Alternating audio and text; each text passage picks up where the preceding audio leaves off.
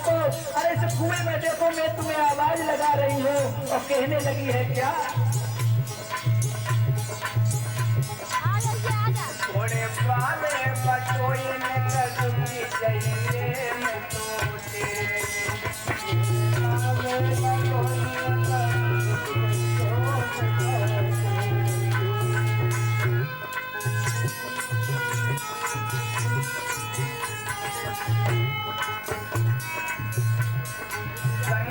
सहेली मोई करके आई, संग की सहेली मोई संग की सहेली लेकर के आई, लेकर के आई,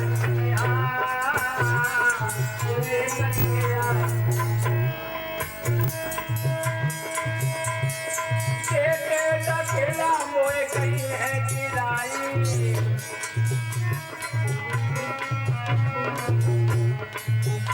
अब मेरे सारा बचाए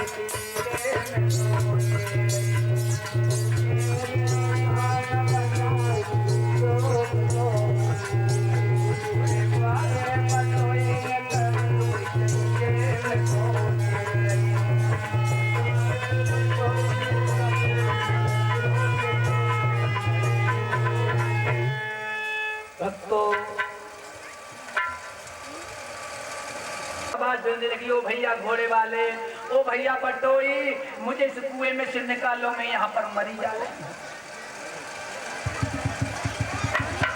जब ये दुख भरी आवाज भगवत प्रेमी और राजा याति ने सुनी है, कुएं में हुजकने लगे हैं और याति ने देखा कि इसमें तो कोई लड़की पड़ी हुई रो रही है और उसे निकालने के राजा याति ने अपना दुपट्टा नीचे को फंसा दिया है और खींचने लगे हैं। जैसे ही देवयानी कुछ ऊपर आई तभी राजा याति ने उसका हाथ पकड़ा और ऊपर निकाल दिया। देवयानी बाहर आई और कहने लगी कि तुमने मेरा हाथ प्रथम पकड़ा इसलिए आप मेरे पति हो गए, मैं तुम्हारे साथ शादी करना चाहता हूं। मेरी बहनाओं, बिना कारण अपना हाथ किसी के हाथ में पकड़ाना नहीं चाहिए, दोष लग जाता है। हाथ पकड़ाने से, हाथ पकड़ाने का अधिकार केवल 3 व्यक्तियों को ही बताया गया है और कोई चौथा ऐसा व्यक्ति नहीं है कि जिसके हाथ में हाथ पकड़ाया जाए। पहला अधिकार है डॉक्टर को, नबज देखता है, हाथ पकड़ सकता है। दूसरा मनिहार को है, वो चूड़ी बनाकर श्रृंगार बनाता है, चूड़ी पहनाता है। तीसरा अधिकार पति को है। बस इन 3 के अलावा और किसी के हाथ में अपना हाथ मत पकड़ाओ। हाथ पकड़ाने से देवयानी ने राजा याति को अपना पति बनाया था उस समय कि आपने पहली बार मेरा हाथ पकड़ा इसलिए आप मेरे पति हो गए, शादी कर लो। राजा याति समय सहमत हो जाता है उस समय भक्तों और वायदा करके घर को चले गए हैं राजा याति। इधर में देवयानी भी अपने घर को चली गई और घर पहुंचकर सारा हाल अपने पिता शुक्राचार्य को देवयानी ने बता दिया है। तब शुक्राचार्य क्रोधित होकर कहने लगे हैं,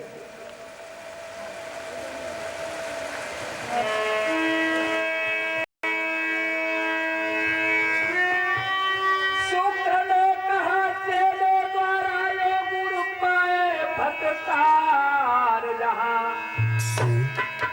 ज्ञानी और दूरन देखो का पीड़ रहेगा है भैया।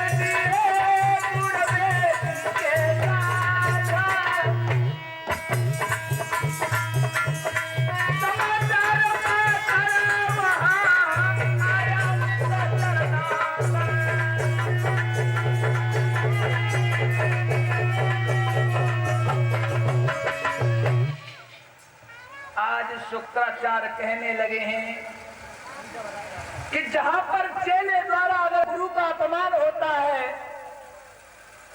वहां गुरु का रहना बेकार है। आज ये कहकर बेटी को साथ में लेकर शुक्राचार्य वहां से चल दिए हैं। जब ये समाचार जैसे ही बृहस्पतिवार ने सुना तभी वहां आया और हाथ जोड़कर बोला कि महाराज, मेरा अपराध साफ साफ बताओ कि आप मुझे छोड़कर कहां जा रहे हो। हे महाराज, या तो यही रहो नहीं तो मुझे भी साथ में ले चलो, मैं अकेला नहीं रह सकता हूं, आपको छोड़ के यहां नहीं रहूंगा महाराज। शुक्राचार्य बोले, तेरी बेटी, अरे मैं कैसे रह सकता हूं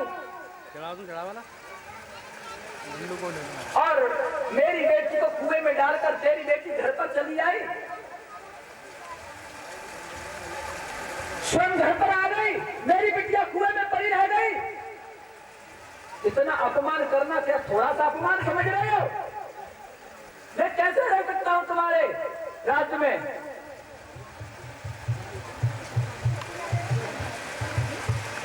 भक्तों, उसी समय बृहस्पतिवार बोला कि गुरुदेव क्षमा कीजिए, ये दास और मेरी बेटी अब कभी भी भविष्य में ऐसी गलती नहीं करेंगे, मुझे क्षमा कर दो, हे गुरुदेव क्षमा कर दो। और आज से मेरी बेटी तुम्हारी बेटी की दासी बनकर रहेगी, आप चिंता ना करें। शुक्राचार्य बोले, सुनो राजन, तब तो ये 100 रुपए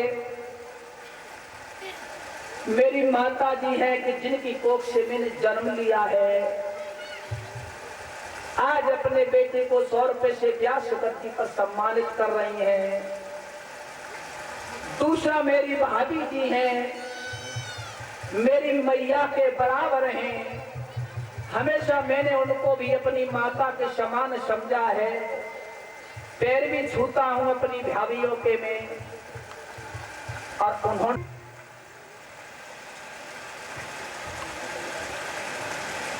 तो ये मेरा भतीजा है, मेरे हरिओम फौजी का बालक है, ये इससे बड़ी 4 बेटियां हैं और 5वें नंबर का ये पुत्र पैदा हुआ है। बड़े अच्छी खुशी की बात है, भगवान ने मेरे घर में कन्हैया का जन्म दिया है और इसी का सब कुछ। मेरे बेटे को भाई सहित यही व्यास गद्दी से आशीर्वाद दूंगा कि ये हमेशा धर्म के काम करते रहें और इनकी बुद्धि हमेशा स्वच्छ और ठीक बनी रहे।